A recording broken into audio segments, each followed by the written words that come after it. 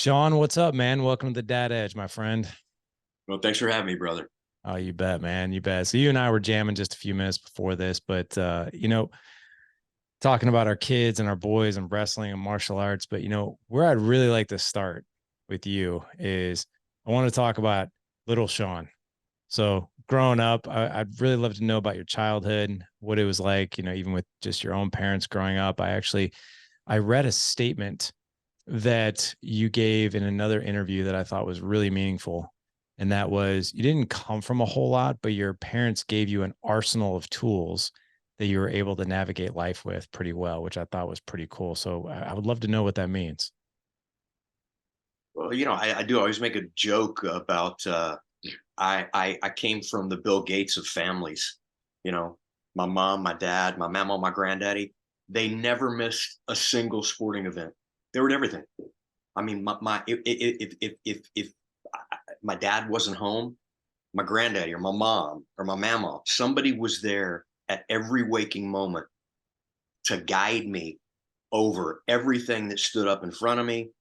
And it's like my granddaddy used to say, you can give your kids stuff or you can give them a work ethic, but you can rarely give them both. And it's the truth. I mean, when there seems to be some kind of cool thing where people say, "Oh, we didn't really have a lot growing up," and then you look into the history and they had a ton. We didn't have a lot, but I wanted for nothing. I mean, we had hot and cold running water. We had air conditioning and heat, and there was always something under the Christmas tree. And I'll give you an example. Probably the best gift, that I've ever received in my life, and it kind of screws me up even thinking about it, was back when I was a kid. The bike to have was a Schwinn Stingray. Yeah. And I had a Schwinn Stingray, and it was purple and it was chipped because if you went to the fire station, they had all the collected stolen bicycles there. If you wrote the serial number down and nobody claimed it 90 days, you could get a bicycle.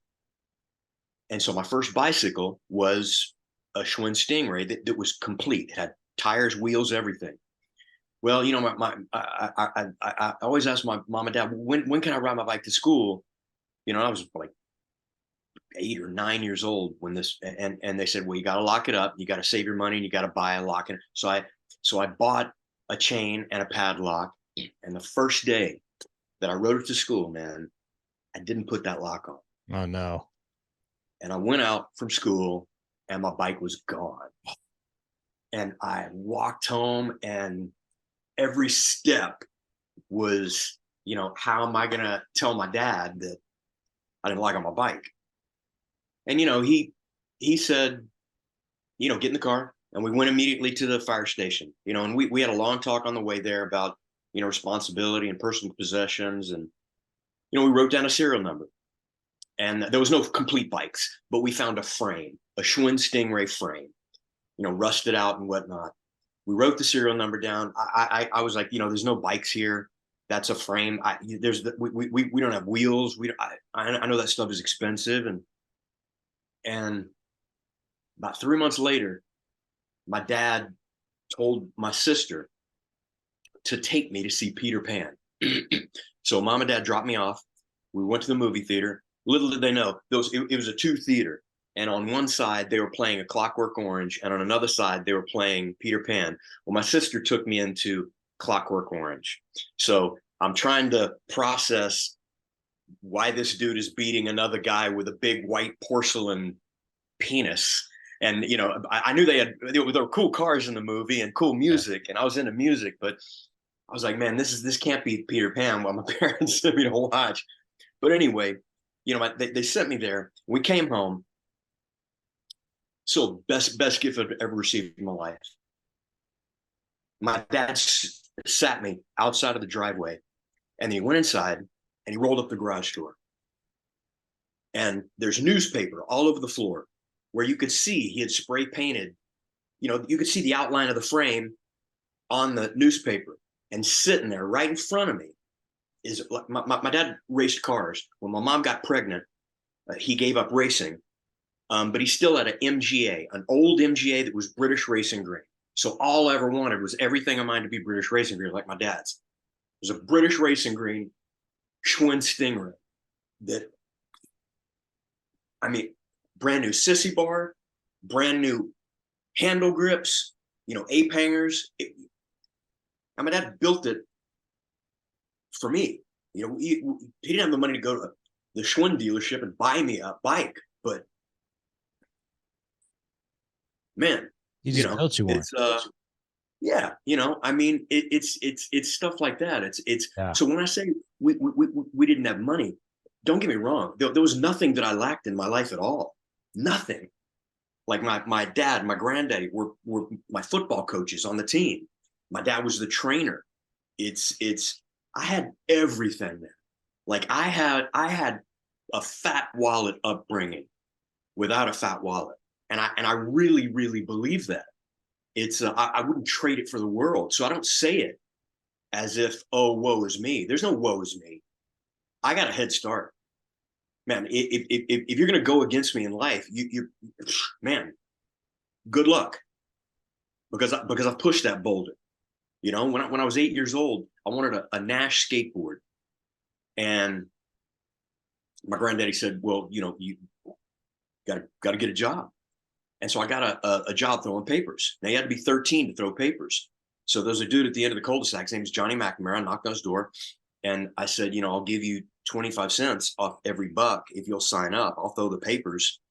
And, my granddaddy was telling me, it was also a math lesson. My granddaddy was talking to me about percentages. He said, well, tell him 20%. That'll save you a nickel, whatever. In long story. But so I did that, throw papers to get my first skateboard, and, yeah, at the time you're thinking, well, that kid's parents got him a skateboard, and you don't get it. Like, honestly, you don't get it. You think, why? Man, hindsight, 2020, what an understatement. It's some type of vision that a human can't calculate. Yeah. It'll piss on 2020 vision in hindsight. When you look back, you're like, that is Bill Gates type of shit. It's just the fact that I did that. And I built up a little bit of a psychological immune system to hard work. And it becomes a part of your everyday life. And to me, that's invaluable. And I'm doing my best to even 20% live up to my dad, my granddaddy. What an incredible lesson, man. Because, teaching those lessons takes more time than just be like, hey, let me just go buy you a bike. Right. Or let me just, hey, just let me just go buy you the skateboard and you'll be good. Right. You're raising a daughter, two boys. I'm raising four boys. I have a 17, 15, 9, and 7-year-old. And my 9-year-old of all of them, my older ones have always asked me about business. I mean, they're going to be entrepreneurs without a doubt. But my 9-year-old's like always asking me about business. Like, hey, how do when you say, Dad, you're a business owner, like, what does that even mean? I was like, well, I run my own company. He's like, well, how do you make money at it? I'm sitting here thinking like, well, how do I really dial this in so he understands? I said, honestly, always operate with integrity, always be honest, bring value to others, and most importantly, solve somebody's problem. And so this is literally last week. He came to me and he's like, Dad, I've been giving a lot of thought. I want to solve someone's problem. I was like, okay, what do you got? And he's like, I want to bring cold, fresh lemonade to people who are thirsty. So that was his way of being like, I want to open up a lemonade stand. But here's the thing. I was like, okay. I was like, if you're going to do this, I'm not going to supply you anything. Like, you have birthday money, right? And he's like, yeah, I have some birthday money. I was like, okay. I was like, you're going to learn expenses. You're going to learn cost, profits. We're even going to dial this into where you understand what it costs you to pour one cup of lemonade and what your profits are, and also how to treat people. I was like, how much money do you have? He's like, I've got about $40. I was like, okay, that's enough for supplies. Went to the store. We bought poster board, markers, cups, lemonade, everything that he needed. And he paid for it, like cash and everything. I was like, I'm not putting this on my credit card and you pay me. I want you to hand the money over. Then we dialed in everything, and it basically turned out he was making like 90 cents per cup. And we stood out there together for 2 different days, about 6 hours total. And along the way, I was like, okay, here's what you need to do. You know, like, how do you think you need to treat people when they come to Lawson's lemonade stand? He's like, well, I need to treat them nicely. I was like, well, what does that look like? He's like, I need to smile, and I need to ask people how their day is. And then when I hand them, say, thank you for coming. I hope you have a great day. Exactly. That's what you do. You don't just hand it over with your eyes down and that kind of thing. So he got to learn like all these lessons along the way and the reason he wanted to do this was because he wanted to buy a hoverboard. And I was like, I'm not buying you a hoverboard. You're old enough to where you can make some money and you can do this. And that kid, man, when he bought that hoverboard, like there's this look, I think when you teach a kid, like your granddaddy did with you and your dad did with you, like when you hand over not only a life lesson, but hey, how to go here's one thing. I'm not going to catch the fish for you. Here's how to fish. As we get older, it provides so much confidence and just this timestamp of like, I got to learn this. It wasn't just a hoverboard. I had to do all this work to get it. Right. Which I think your story, it's skateboard and all that, but man, what a beautiful gift from your granddaddy and your dad. Yeah, I don't, I think that that's a byproduct of, I'd love to say that was just who they were as men, and I do think that's who they are. I think it's really difficult to do it though when you do have a lot of money. Mm-hmm. I think they they didn't have an option. My granddaddy was a deputy sheriff of Lake Charles, Louisiana, so he was on, it was a sheriff's salary, which they had plenty of money, but they certainly didn't have, buy you a brand new bike every time you got one stolen. And my dad, I feel like I timed it perfectly because my dad, worked his way up he was a scrub nurse. He became a scrub nurse when my mom got pregnant and slowly got hired by General Electric to sell disposable medical equipment. So by the time I graduated high school and went away to college, that's when he started his own company. And then it became pretty successful. So I kind of was raised without all the stuff, but then I got to see after I was on my own, my dad, he did the American dream. I Yeah. got to see it in real time. I do think it's easy to do when you don't have it there. I think it's probably, it's easy to just go, okay, hey, your kid's crying. Let's go to the bike shop and let's get a bike, and it's I'm certainly not filthy rich by any stretch, but I can get my kid a bike if he has his stolen. So it is a little bit difficult to say we're not going to do that. Instead, we're gonna, and we use terms raising the kids all the time, like, can we afford? And you're talking about stupid things like Legos. Of course, we can afford Legos, but we use those terms all the time. Like we have to see. We have to see how much it is and see if that's in the budget this month. And, because we have to buy food. And, realistically, I hope that by the time they figure out that we were full of shit, it'll be way too late.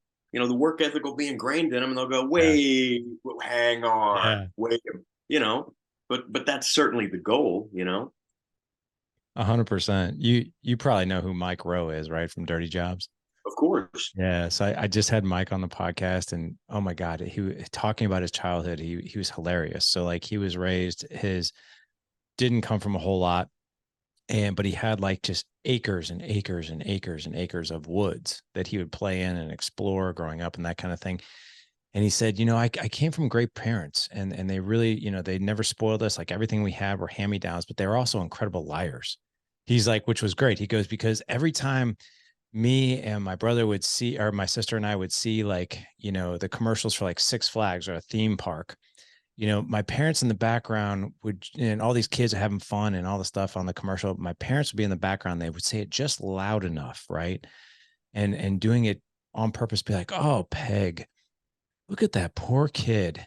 That kid looks like he's going to puke on that roller coaster. And she's like, yeah, John, but not every kid can be blessed with, just acres and acres of woods that they can explore for free. So, a poor kid though, what kind of trauma is he going to have to deal with after being on that roller coaster? And then they talk about his hand-me-downs, be like, Mike, most kids, they go out and they get new jeans, right? They're stiff. They don't feel good. You have to break them in, but you have this endless supply of broken in, soft, comfortable jeans for your entire childhood, right? So So it was great. So I was like, Beautiful, maybe, man. yeah, right. You know, you and I were jamming. I know I'm jumping a little bit from your childhood, but you mentioned just things that we can give and things that we can't give. You mentioned your two boys, man. And I think this is right in line with not giving too much, right? And raising. I have young men that I'm raising as well. My two older ones are wrestlers as well. So I've been in that, a parent of a wrestler. I love it. And my oldest and I are actually now doing jujitsu as well. But I will tell you that your two boys have found a ton of success in wrestling. So I would love for you to share, where they're at with wrestling. But most importantly, wrestling is not a sport that no matter how much money you come from as a parent or success or whatever, it's just them out there, right, on that mat. And they have to build up, and learn. And there's resilience and there's grit, there's physical toughness, there's mental and emotional toughness that go along with that. Being in a wrestling match is probably one of the highest emotional states, I think, for parents and kids, whether it's a good outcome or a bad. But they have to be able to make decisions quickly. They have to be calm in the chaos. There's a lot of things that we need to be teaching them. And I'm so curious, with your martial arts background, along with your kids and the success that they've had, but what are some lessons that you're teaching them? Well, through wrestling specifically, all of them, Yeah.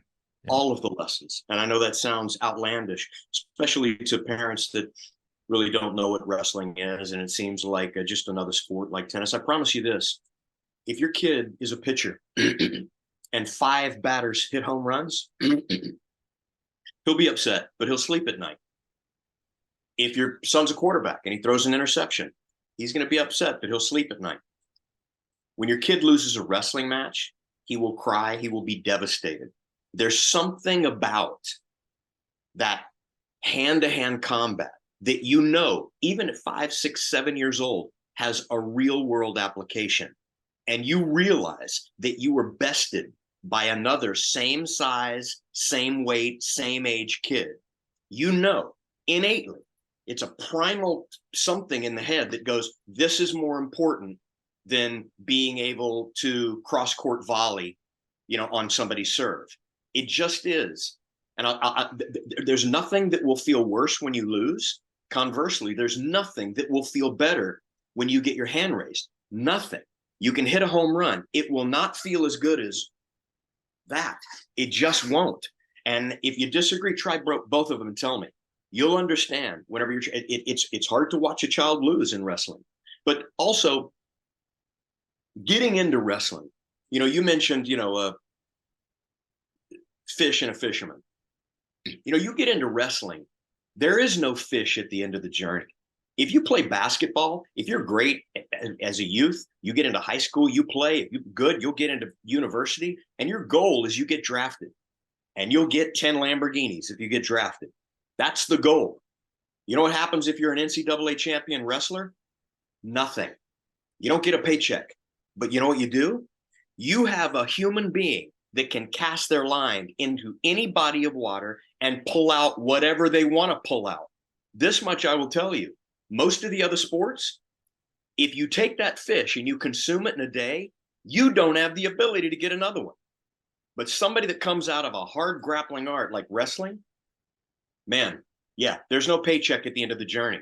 But there is the fisherman that can do whatever he wants in whatever situation and whatever the climate. And I truly believe that. I see it in real time. There's more Fortune 500 CEOs that have a background in wrestling, more high-level politicians that have a background. It creates different human beings. And for that reason alone, there is no incentive to get into it other than I want to be the type of person that can achieve. And it's not achieving the end result, the paycheck at the end of the day. It's becoming the type of person that can get whatever he wants in whatever situation. Inevitably, it will be theirs. Don't doubt somebody that came out of that tunnel. I wholeheartedly agree with that. I'm lucky enough in one of our programs, one of the guys who work for me is Jake Herbert. He is like an American wrestling legend. He was in the 2012 Olympics, got the silver medal, but his dream, like he was still in his 30s when he tried to go out for the 2016 Olympics. Unfortunately, he had an upset in the final match of the trials and did not make 2016. But he was 31 when he retired. His entire life was all about Olympic gold, like ever since he was in Little League, and he also knew, it's funny you mentioned that, he stated, he's like, once you win Olympic gold, he's like, it's not like I could really, be the next LeBron James of the professional team or anything like that. Right. It was just something that he really wanted to do. But I will tell you, man, he is the one guy that no matter what is coming his way, and he's very successful. He's a real estate investor now. He does do some work for me and that kind of thing. He's very successful, but there is nothing that comes his way that he doesn't smile about. Like he'll show up to a call that we have an accountability call, he and two other guys. So there's 4 of us on Thursdays at 6 a.m. And he's like, yeah, I slept an hour last night. Little Jack didn't want to sleep. He just had a brand new baby, his 4th kid. And we're like, how are you functioning? He's like, it's just what I do. And he's always, no matter what is happening, he just smiles and just gets through it. It's like this insane amount of grit that he's gotten over those years. Exactly what you're talking about. The story I'm telling myself is you've got to be seeing that in your boys. And I know you've learned that in jujitsu. Yeah, 100%. And I will tell you this, if there would have been wrestling when I was a kid, that's what I would have thrown myself into wholeheartedly. There wasn't in Texas when I was a kid. So the next best thing was football. I really didn't find jujitsu until I was studying various other martial arts. And some dude came in and started putting mats down, and I realized it was Rickson Gracie. And I didn't even know who Rickson Gracie was at the time, but I started training. But through wrestling, I do. I see it in real time. There's a couple things in my family that aren't electives. Something happened with society, I don't know, 20 years ago or so, where, every parent agrees that your kid has to learn math and has to learn how to read. That's non-negotiable. You don't like math class? I don't care. You have to go. But somewhere along the line, we stopped mandating the necessity to take care of yourself physically and develop physical skills. To me, self-defense is a life skill. It's not an elective.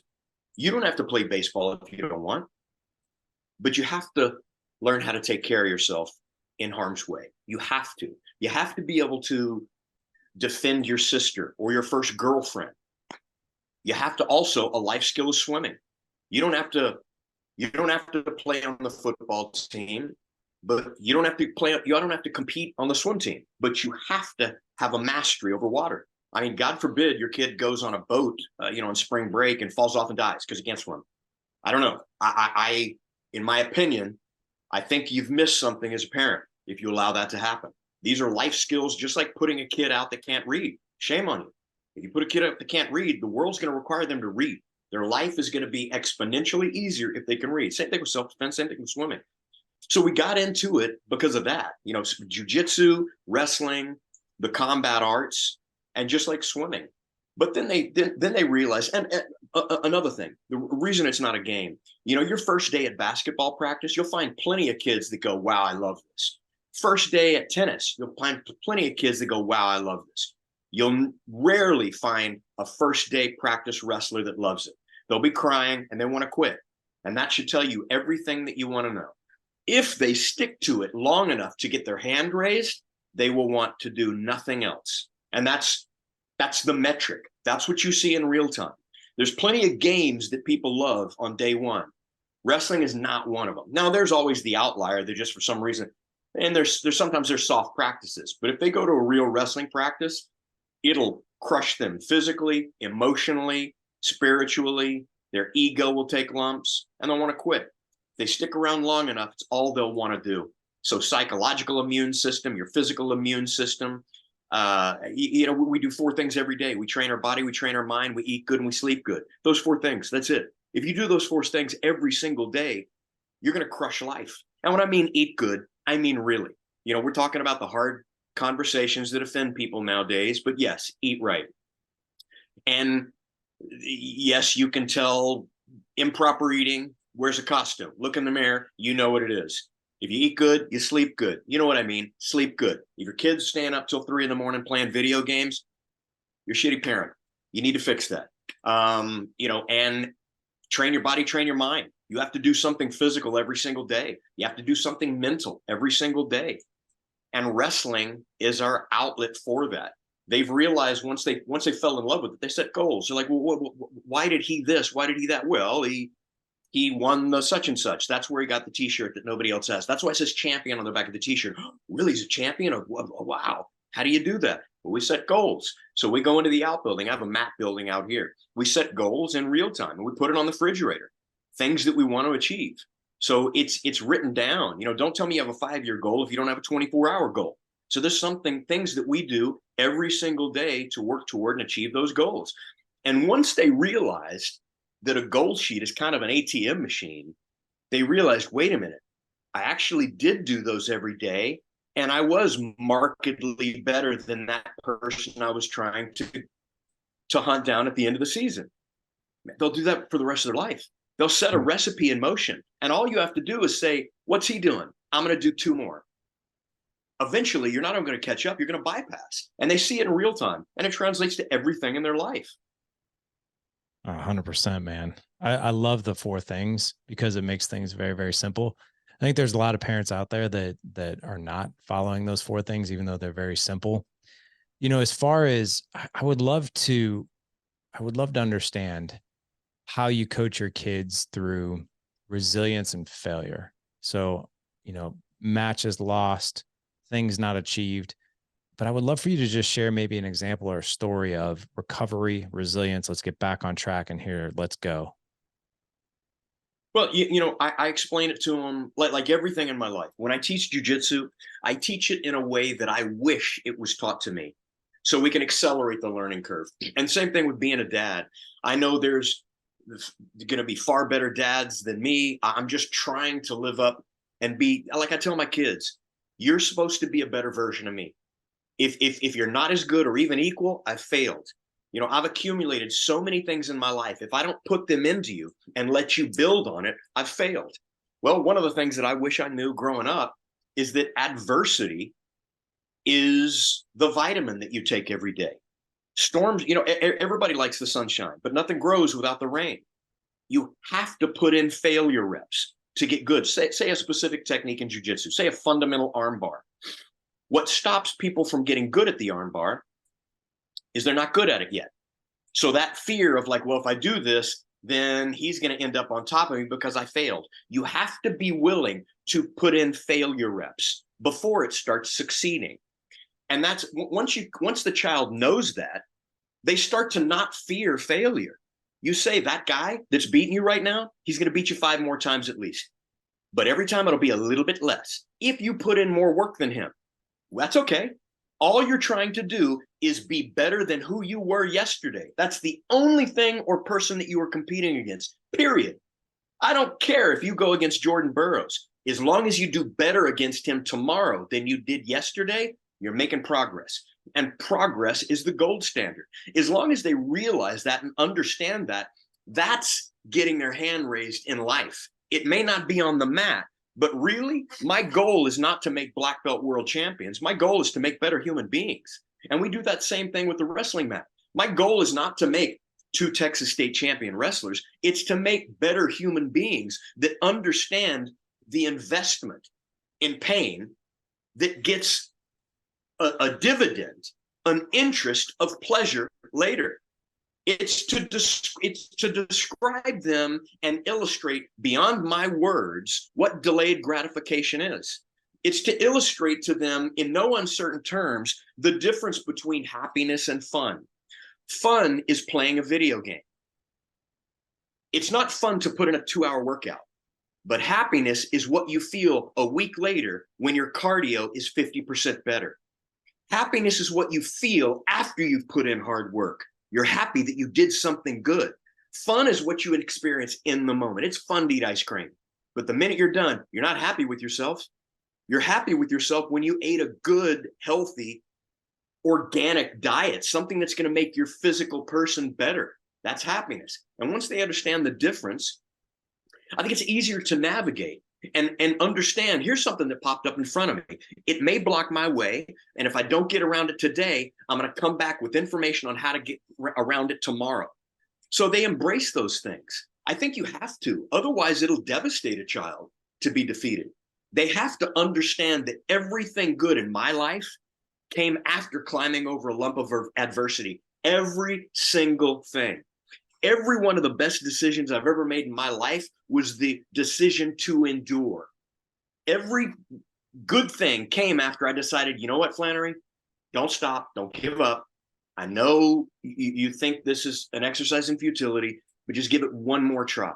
And even then, I know if it fails tomorrow, I'm still going to find a reason to give it one more try. Even though I'm promising myself just one more try today. If it fails tomorrow, I'm going to find a reason to find one more try. And man, as long as I can articulate that and they can absorb it correctly, then there won't be anything that stops. There won't be anything that gets in their way. And you know, it's something that I had to learn in real time, you know. I'll tell you, man, I'm digging everything that you're saying because, you know, failure is part of the process, right? And it is all about progress and not necessarily perfection.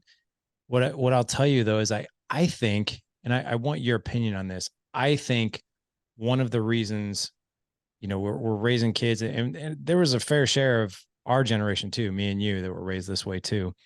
In our family, we live by a quote: fail fast, learn fast. So we incorporate that F word, right? Failure, into our vocabulary is like, this is part of learning. This is part of the process, right? It's okay to fail. Failure is not the end. Failure is learning, right? So we always say fail fast, learn fast. On the flip side, there's a lot of parents out there that are so terrified to have their children fail. And you see it, like we call in our house, we call them the bigs and the littles. My 17 and 15-year-old, they're the bigs.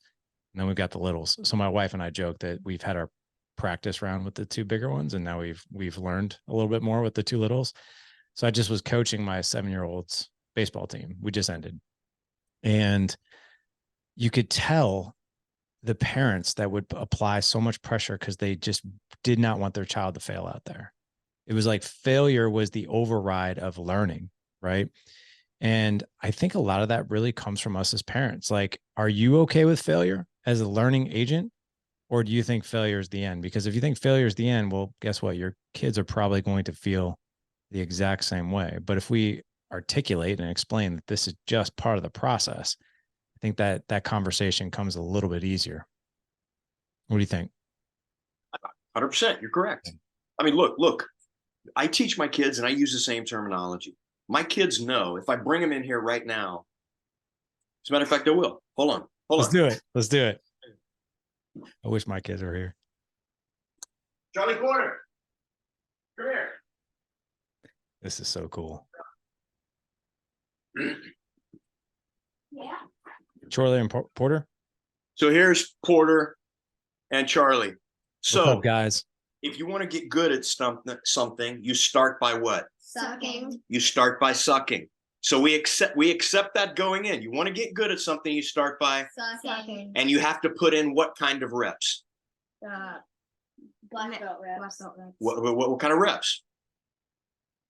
Put in success reps? Failure reps. Failure reps. Yeah. You know that going in, right? Yes, sir. Who are you trying to beat? Yourself. Yourself.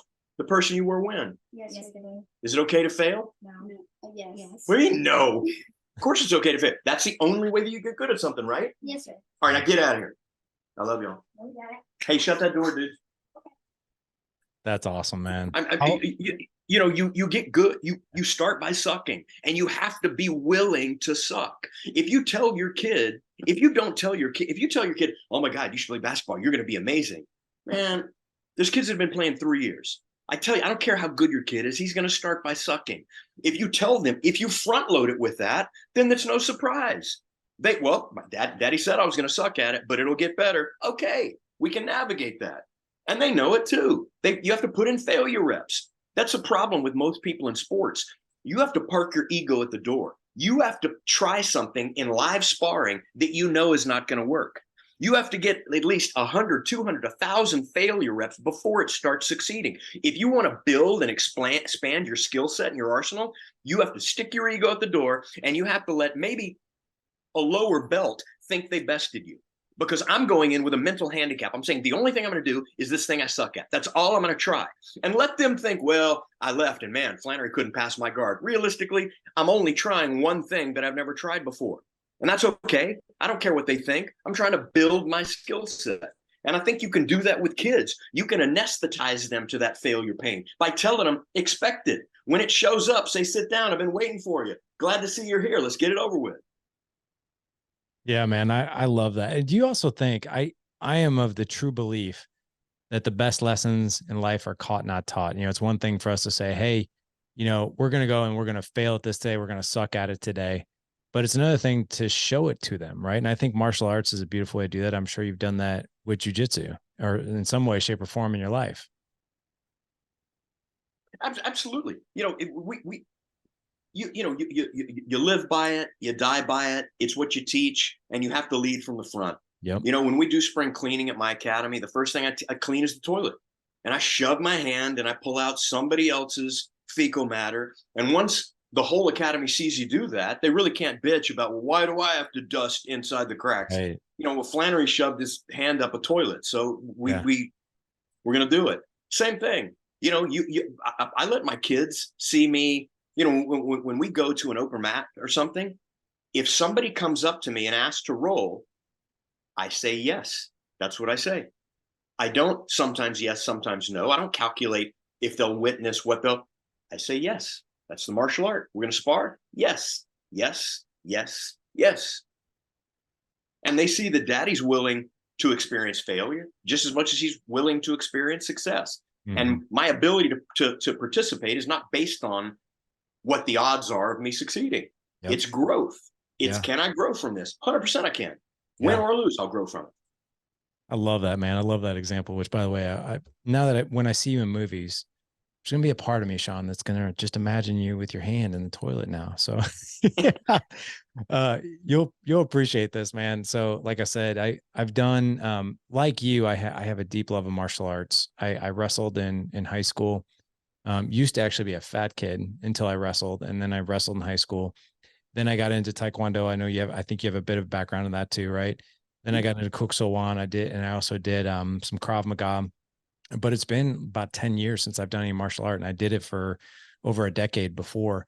And my son, who's my oldest, my 17-year-old, we went to our first jujitsu class, and I've never taken jujitsu. He's like, what do you think it's going to be like? I was like, oh man, I can't wait to get a nice big slice of humble pie. It is going to be tasty.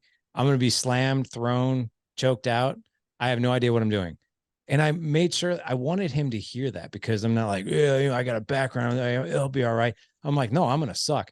And dude, there was this one guy, he was probably 10 years ahead of me in life, and he was a blue belt.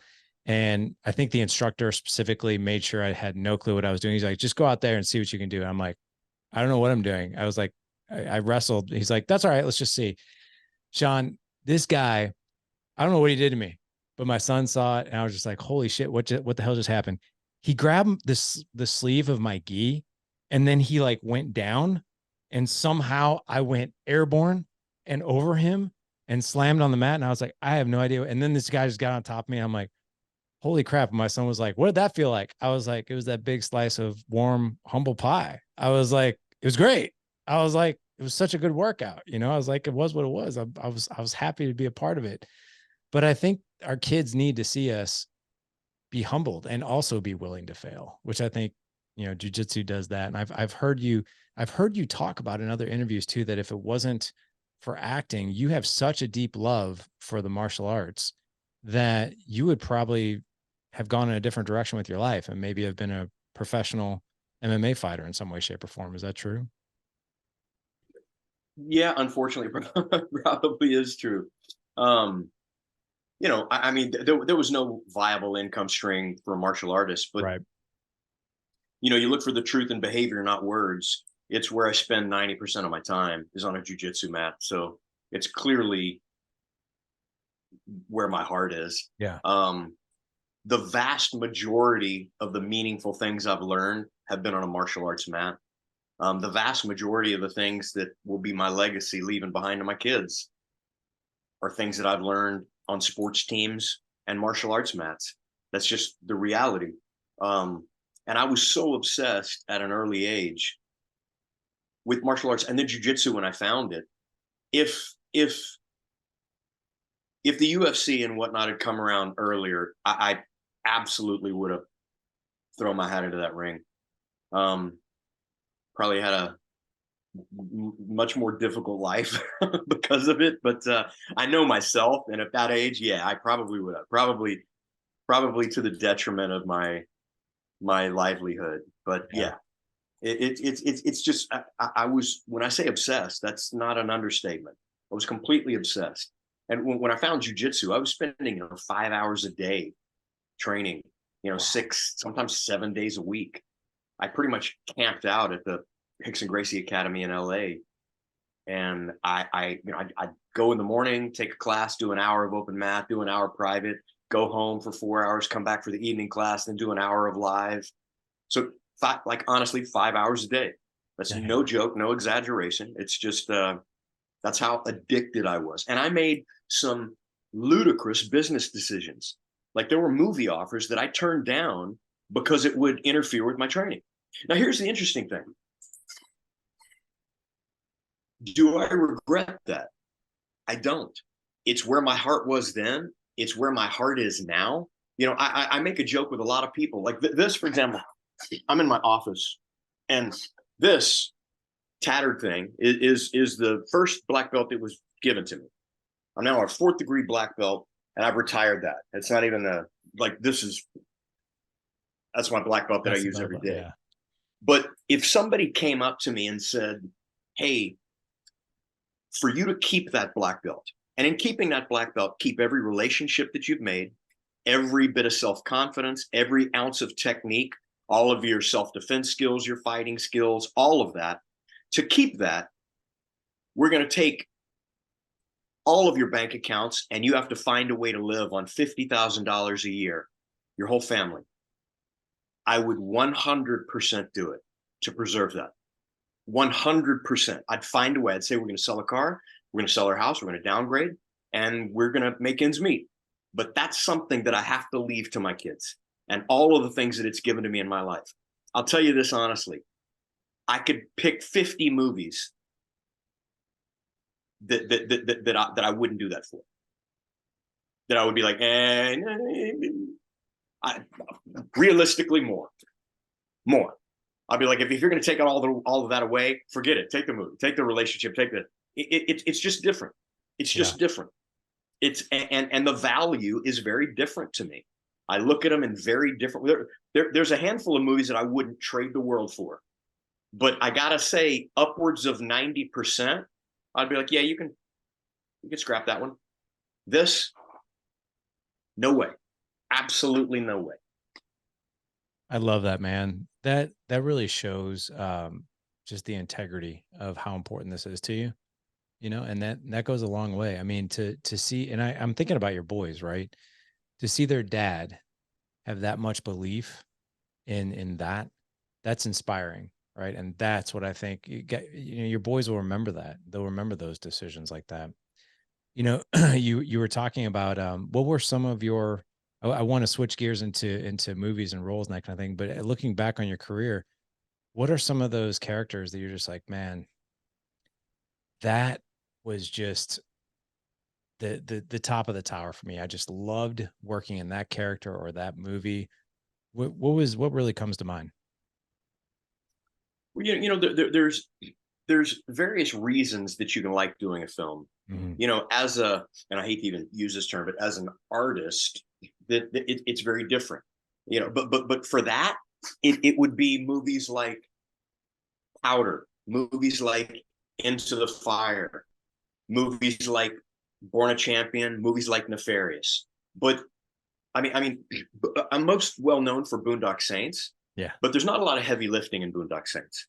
It's a lot of people are like, oh my God, it was amazing. You did an Irish. It's like, if you can't learn a dialect, anybody can learn a dialect. If you were born there, you'd learn a dialect. The only reason it's difficult is because you didn't do your homework, and but realistically, but then again, on Boondock, I met one of my best friends, Rita's. So some of the relationships I wouldn't trade for the world, man.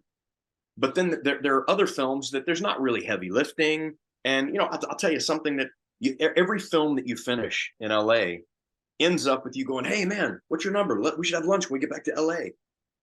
You never dial that number, man. They never dial your number. You never, it's just a kind of thing you say at the end when you wrap. But Regis is one that is truly one of my dear friends. And so when you have a film like that, it doesn't matter that there was heavy lifting or not. It's a different type of fun. It's kind of a chemistry fun. It's making a movie with, you know, I look at it as kind of like, you know, Danny Glover and Mel Gibson, Lethal Weapon. It's kind of like, you know, I believe that they're friends when you watch those movies. And me and Rita really are friends. So those are the films. Artistically, it's like the ones I listed. But for other films, it's the relationships that you made that you wouldn't give up for the world, man. It's like those are currency of a different form of currency altogether. Yeah. Man, yeah, and you mentioned in there nefarious, which is, you know, I saw part of the reason why I reached out to you personally over Instagram to see if you would like to come on and just chat about it. Sean, I know I said this before I hit record, and I'm not just saying this because you're here, but you know, being able to interview some of the actors, you know, who have come on the podcast, I always watch their work now, especially the people I've interviewed, through a lens of watching them create this character, right? So Bernthal, you know, came on, I was on his podcast, he came on mine, and I told him, I was like, dude, I was like, to see you go from the guy I know to the Punisher is like, it's insane. Like the transformation, like it's a totally different character, like, and you bring that character to life. So, you know, with we're a very faith-based family.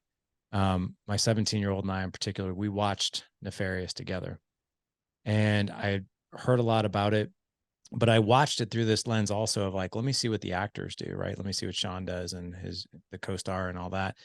But I watched you play this role, and I watched you play two different characters, and I was completely blown away. And I told you before we hit record, I don't usually watch movies twice, but yours I watched 3 times because I wanted to see just how you did these things. And I'm so curious, when this role was presented to you, I mean, what was going through your head of like, what am I going to do to bring this character to life? Man, you know what was going through my head was yes. That was it. Yeah. I mean, look, I don't get a lot of opportunity to do what I consider A-list scripts or characters. And to me, this was one. This was, you know, I did a movie for Chuck and Carrie back in 2004. And at the culmination of filming, I told them jokingly, I said, man, I love you guys. We're cut from the same cloth. They're believers as well. And I said, man, I'd do a Fruit Loops commercial with y'all. Well, 2 years ago from today, they called and they said, Flanery, what are you doing? I said, oh, no, well, good to hear from you guys. What are you doing? They said, we got a Fruit Loops commercial for you. And so I said, okay, put me in, coach. They're like, well, we want to send it to you. Give it a read. Let us know what you think. I mean, the minute I read it, I knew I wanted to do it. It's I mean, to me, roles like that are why you get into the business. You know, we have such an interesting occupation. You know, LA is filled with people that move 3,000 miles away from home, get a roommate on Craigslist, and work in this industry for free, hoping that one day somebody will see what they did and eventually pay them to do it. There's not many other jobs that you do for free, hoping to one day get paid. I used to be a ditch digger. I used to put culverts under driveways, like real culverts. Never once did somebody come and knock on the door and go, hey, man, just wanted to say that culvert's still working good. That never happened. You know, right. In the film industry, they do. They stop you and they give you accolades for something you did a long time ago. Well, that role is why you pack up your suitcase and you leave home. You don't do it for the episode of CSI Miami, you know, to say lines like State's Exhibit B, I move henceforth that the state will, you know, that's not why you move out of Tennessee to go to LA. You do it to, you know, to do some heavy lifting, to maybe become somebody that you aren't, to tell a real story that may have lasting repercussions, you know. And this was one of those. You know, there wasn't much. There was no internal debate. I knew by page 40 that there's no way I wouldn't do it, you know? And it's no joke. If they'd have said, hey, we're doing it for scale, which is the minimum wage for an act, I would have done it. You know, I honestly would have. There's nothing that would have stopped me from doing this film. Did it, well, I mean, that's awesome to hear. I haven't heard that. And I think that's amazing that that was your compass when you decided. I'm curious as to, was this a film? Because you're a faith-based person already, correct? Yeah. Correct. Did this film deepen that faith even more? 100%. Yeah, I bet it did. And how so? Curious. Well, you know, it's funny when it was, first of all, I'll tell you about the script. I mean, the script, in my opinion, is one of the most meticulously detailed and cultivated pieces of screenwriting that I've ever read. And my inauguration into this business was with George Lucas and Spielberg on Young Indiana Jones, some of the most amazing writers known to man. Chuck and Carrie are at the top of the heap of people that I've worked with. So when you say these lines, mocking somebody in contemporary society, saying them out loud, and I'll equate it to this: teaching jujitsu. Nothing will get you better at jujitsu than teaching jujitsu. My inner monologue with jujitsu is exactly like the way that I did Nefarious. When I'm teaching jujitsu, I'll give details. I'll say, you want to do this, you want to do this. If you don't do this, these are the 3 things they can do. That's why you have to make sure you do this. My inner monologue is, Flanery, you need to remember that too. You get away with it, but you need to remember to put that in place as well. Same thing when I do this film. I'm saying these lines and going, Flanery, you can clean this up too. You can clean that up too. You know, I was certainly, yeah, everybody is every man is a man of the flesh to some extent. It's you know, I'm trying every day to be a better person. You know, my life really changed when I met my wife, and it was a seismic shift. But even after that change, I realize in saying these words that are so profound and damning, you know, I understand the repercussions of what I'm saying. And my inner monologue a lot of the time is like, Flanery, you can do better. You can do better in all areas, man. You know, the script definitely holds a mirror up, not only to the audience member, but to me reading the lines. It did for me as well. You know, especially there was a couple parts that I watched. I actually went back and watched on YouTube just 'cause I was like, I want to catch everything that was said in that scene. One of them was when the psychiatrist was talking about, you know, hey, you know, we're after the moral high ground now, even with our politics and this and that. And you're like, I think I love you. And you went out and you listed all these things that are going on in the world. And I was like, oh my God, like, that's just crazy. Like, and you said a quote that I'm going to butcher it, but it was right along the lines of, you know, you don't recognize evil when it's right there in front of you. So much so that you don't even recognize it when you're doing it because it's the norm. And I was just like, oh my gosh. And I was very happy that my 17-year-old was watching this with me because we talked a lot about it. That was one scene. And then the other scene I watched over and over because I just wanted to catch everything was how everything was created, right? And then the human race and all that. And I was just like, oh my gosh, this is such a deep film. I would love to know, as far as the positive things that have come your way with doing this film, what have people as they've seen you or interacted with you, what are some of the things that they've said to you? They're like, man, like that, this, or this hit me in this way. What have you heard back? You know, going through you quit, social media has really let actors know which films resonate and which ones don't. Sure. And I'll give you an example. people love Boondock Saints, and I get direct messages all the time. Those messages are about 15 words.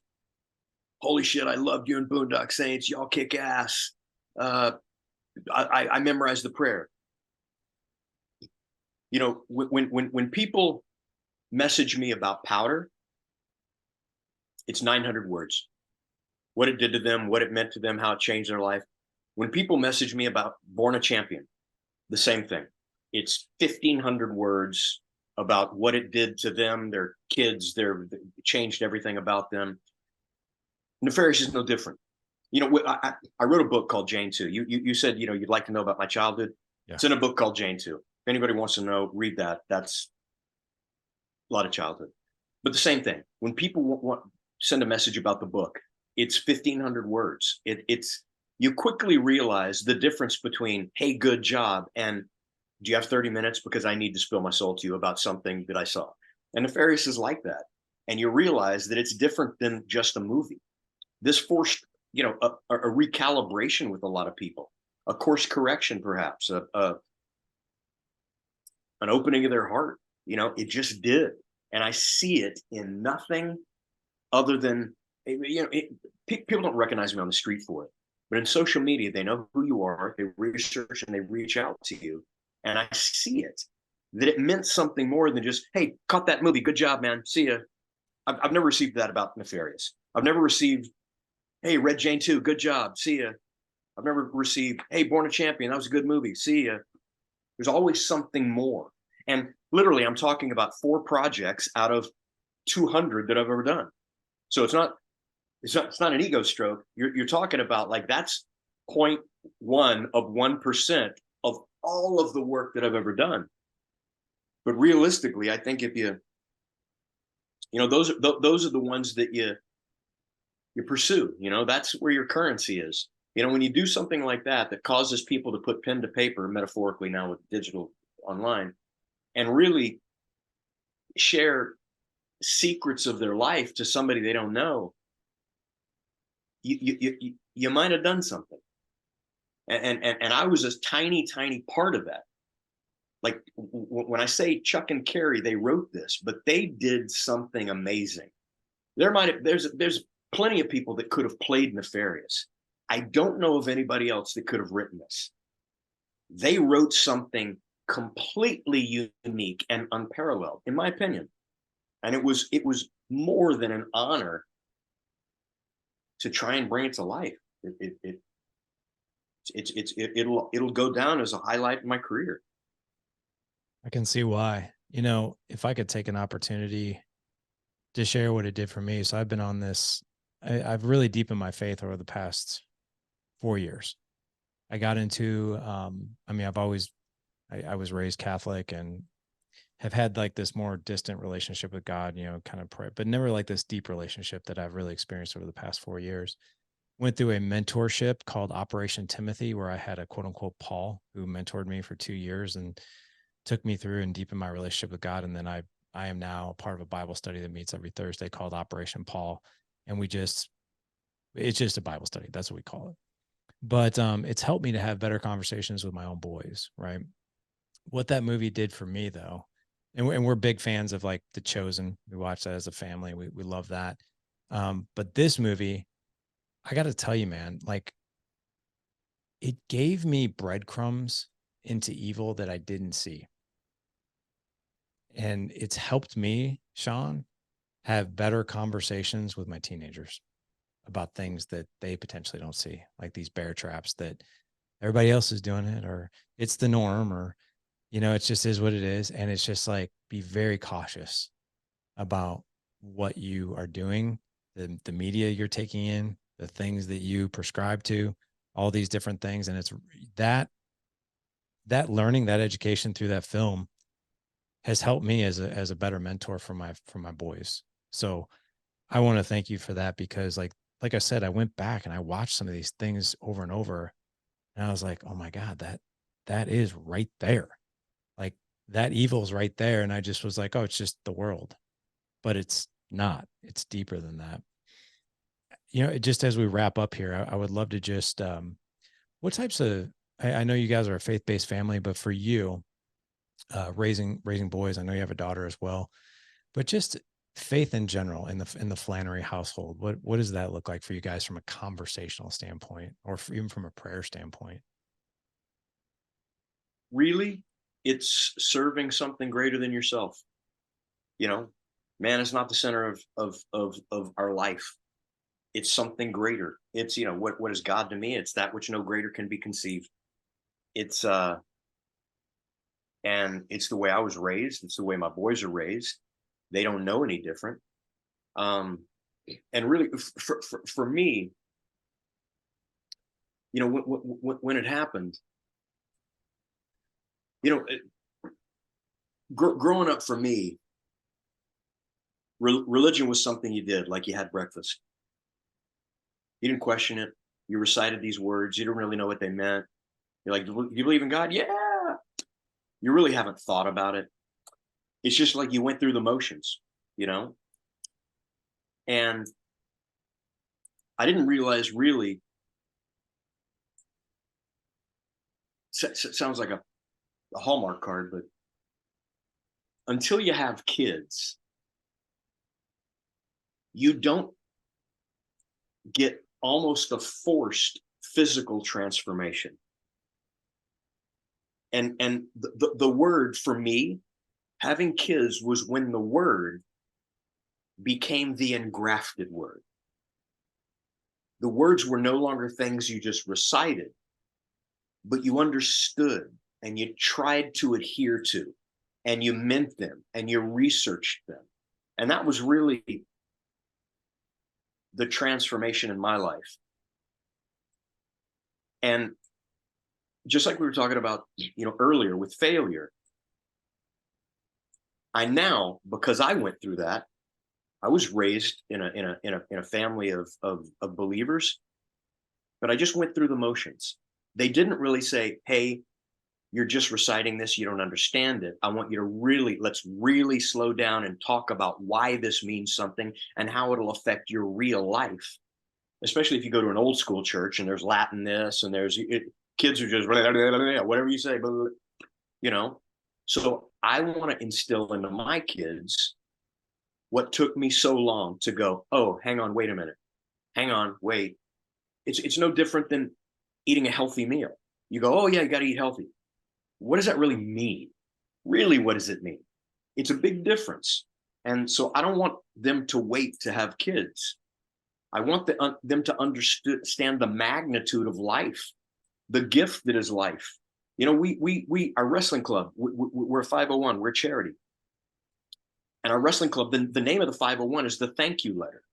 The reason that we call it a thank you letter is because whatever you believe, whoever or whatever you believe gave you the gift of life, whether it's two rocks that just collided into the sky and produce life, or you believe it is God, the only thank you letter you will ever write for being handed that glorious gift of life is what you do with that life. So that's why we call it the thank you letter. So every day, the truth is not in the words of what you recite in church. It's what your behaviors tell me that is who you are. It's not just what you're saying. And you have to do the four things. You eat good, you sleep good, you train your body and you train your mind, and you make the world better because you were here. That is your only thank you letter that you will write. And the more that they really understand that at its roots, the more that the Bible and the word will take on something other than archaic poetry, which really is what it was to me growing up. It was just a thing you did and you didn't really understand it. And I'm doing my best with my wife to make them understand the magnitude and the importance of this relationship and where our allegiance, our honor goes. And it goes to God. And then family. You know, it's a hard lesson for a young mind.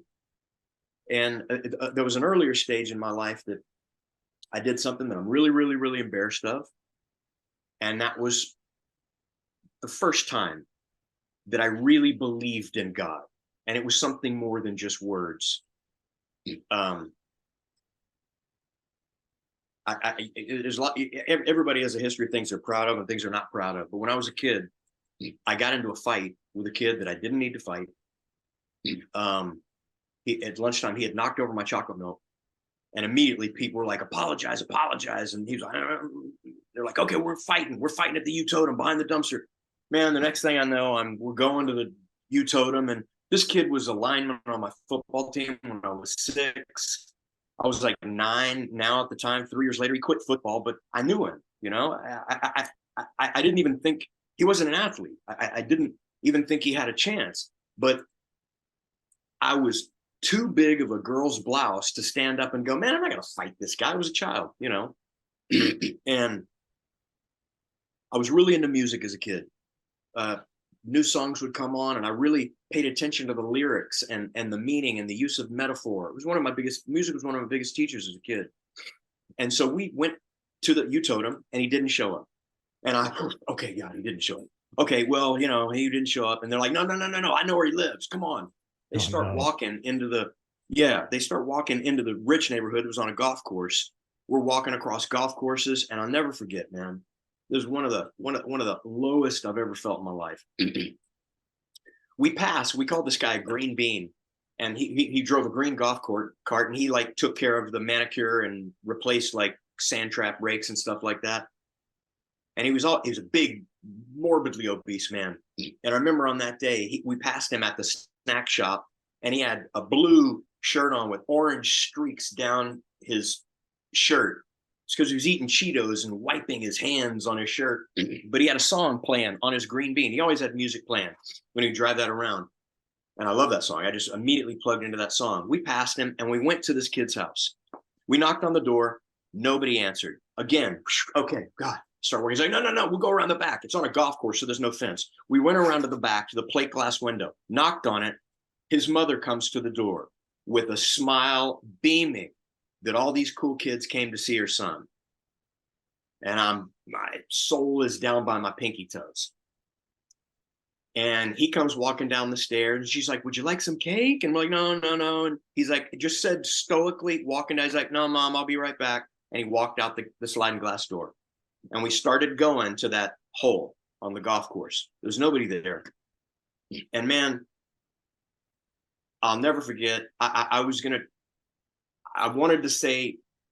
trying to think of something to say that was kind of an apology, but saved face between and he cracked me in the jaw.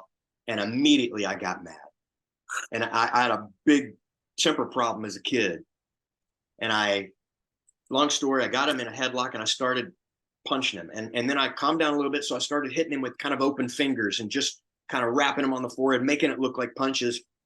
And I said, you give up? Do you give up? Do you give up? And he wouldn't give up. And I got more and more angry, and I cracked him again, and his nose opened up. And it's horrible. It's horrible. I'm embarrassed to even say this. Kid didn't deserve it. Literally, it's a story over spilled milk. And I started crying. I was super upset. I picked up my books and my binder, and I ran off the golf course in tears, man. And this is going to make me sound absolutely crazy. You're going to think Flanery is out of his mind, batshit crazy. But this really happened. And this is the first moment that I thought, there's something else going on here. There's something else talking to me in ways that maybe I don't understand yet. And I went and I sat down in between two houses by an HVAC AC, and there was like a banana tree next to it. And I took I was wiping my hands off these banana leaves, and I looked across the golf course, and he was over there. His name is Andy. He was over there on the other side of the golf course looking at me. I don't know how long he'd been looking at me, you know, and he's got blood on his nose and everything. He wasn't crying at all. I'm crying. And he just stood there and he looked at me and he raised his hand. And I raised my hand, like hoping that there was a forgiveness. I don't know. And then he turned and he walked to his house. I had my homework pages right there. Right after that, the green bean came up and he stopped on the golf course because the pin, we took the flag out, and he took the flag, he put it back in. And he shook his head and he looked around, he scanned, and he looked right at me.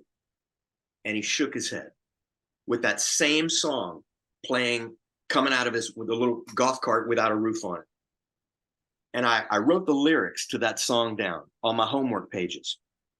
Back in the day, when your homework, you had to write your name, the subject, social studies, the date, and the name of the school. So in my binder, the dates are sequential. There's 5 numerical days and then 2 days for the weekend that are missing, and then another 5 numerical days, whether it's January 1st, 2nd, 3rd, 4th, 5th, then you skip 6th, 7th, and 8th, 9th, 10th, 11th, 12th, you know, so, in subsequent order. And I wrote down the lyrics to this song right there in between the houses. And the lyrics are, does anyone know where the love of God goes when the waves turn the minutes to hours? And I went to the U Totem, the same one that we were supposed to fight at. There's a guy named Samir who ran the 7-Eleven, and he had a record player behind it, and he would play music. And I would always go to him and talk about music. And I took the lyrics to him, and I sang it. I sang those lyrics, and he said, "No, I don't know," and which was crazy to me that he didn't know. I had my parents take me to there was a record store in this little mall, and I did the same thing. And they had never heard of it. And I said, I sang it to them. Well, like I said, the lyrics are, does anyone know where the love of God goes when the waves turn the minutes to hours? The song, this was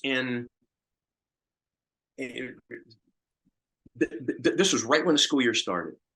The song was by Gordon Lightfoot. And the song is The Wreck of the Edmund Fitzgerald. I still go back to those homework pages today, because even today, my logical brain can't understand it. The day that I wrote those lyrics down, Gordon Lightfoot wrote this song about the sinking of a ship called the Edmund Fitzgerald. When I wrote those down, the ship had not sunk yet. It didn't sink for 2 months after that. To this day, I still go back to that binder. And I think that I try to make it make sense in my head.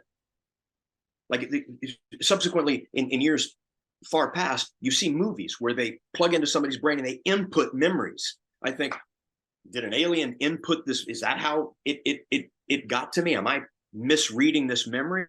But the memory is crystal clear. It's there and it happened. And I can't explain it. But that's the first time I thought that this is something significant. And the green bean looked at me. He shook his head with disdain. And there was a song playing too soon for me to hear. And I can't make sense of it. And I know that makes me sound completely batshit crazy. Oh. But it's incredibly real. And I still have those homework pages today with brown spots on them that used to be red bloodstains from my hand. But there's a couple of little marks that are still from that day. And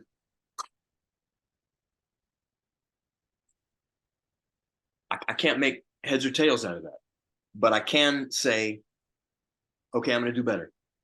I'm going to do better in all aspects of my life. Even if I can't understand why, if I don't need it to make sense. This is a Flanery, fix it, man. Fix it, Flanery.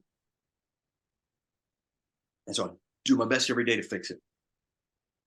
Dude, that story gave me chills, man. And I do realize when I tell people that it makes me sound absolutely batshit crazy. But I do want you to know that I'm a skeptic.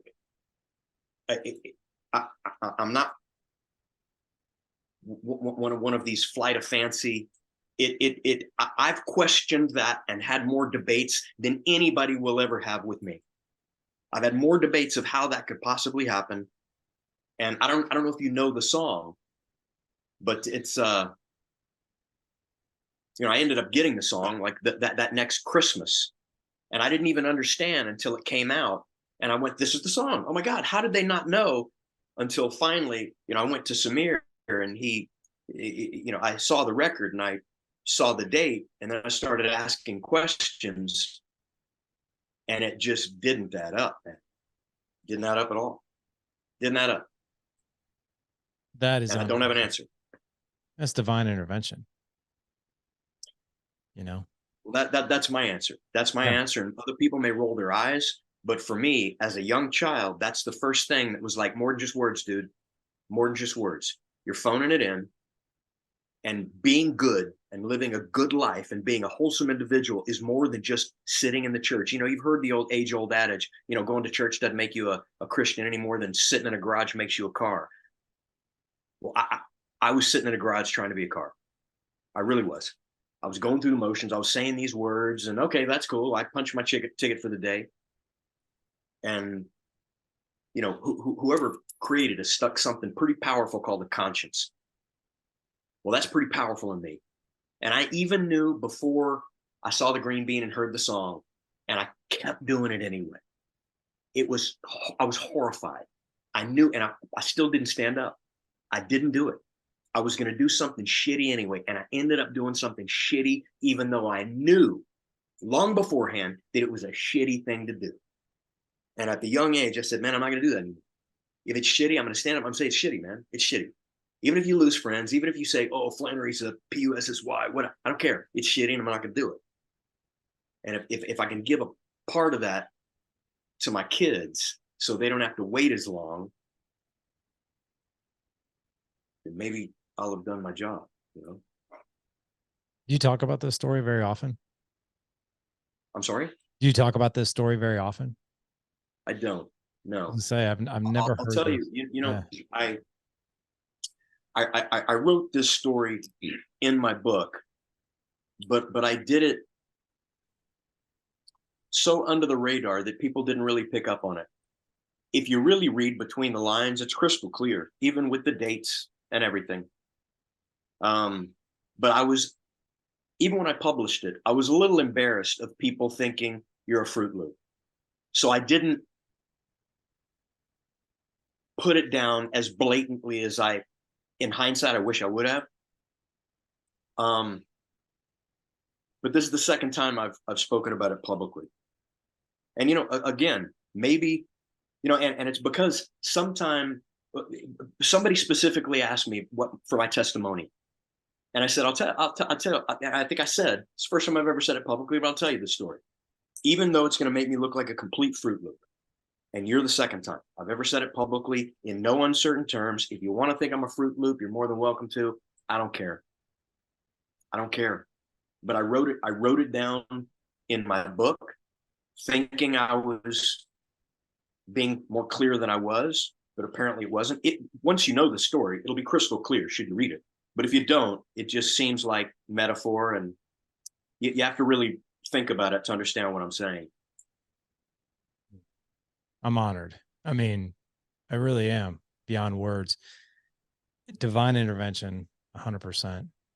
And, you know, if anything, Sean, I mean, what an incredible God wink / nudge, maybe even a bit of a push, right? Of tough love. Come on, man, right? Do better. Yeah. That is quite a story. And you know, what's really cool is the stories like this that emerge out of interviews like this. I know for our audience in particular, it makes us love you even more. It's more respect. You know, when we get to, everyone sees, you know, the Sean Patrick Flanery that everybody else sees, but it's stories like this that make you the individual that you are. And this is really shining a light on that. So, man, I'm honored. Thanks for feeling comfortable to share the story. And I got to tell you, man, if I were to work backwards, you know, and think about some of the things you've done with your life, and even think about this movie, the question I ask myself is, would this movie have happened without that nudge, without the green bean? Who knows? We'll never know. But here we are, right? Which I think is a fascinating journey. But I appreciate you sharing your life with us, man. This was awesome. Well, I appreciate you having me, brother. I really do. You bet. As far as just people who, I mean, I know you're not hard to find, but any news that you could share with us of just maybe future projects that you might be working on that you're at liberty to tell us, or just taking a break from now, or what does the next 12 months look like for you? You know, right now, swim team season ended. So Wrestling season starts in September, so we're ramping up for that. First tournament will be coming.